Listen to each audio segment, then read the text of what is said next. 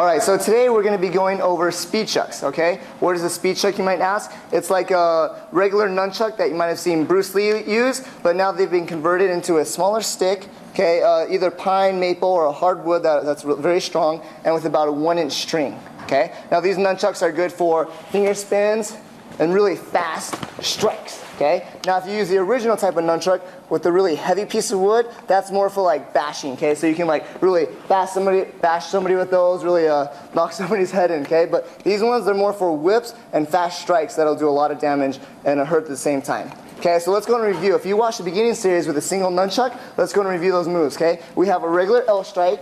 This is our basic strike. We have our X's. Okay, we have our spin side to side and into our X's with spins. Okay, we have around the neck, down to where we pause. Okay, we have our thumb spins over the wrist. We have over the back, the throw. Okay, helicopter spins, down, and all those. Okay, so remember, each one of these are a strike. So today we're going to be putting 2 nunchucks together. You'll be using 2, and we're going to put those moves together using 2 nunchucks.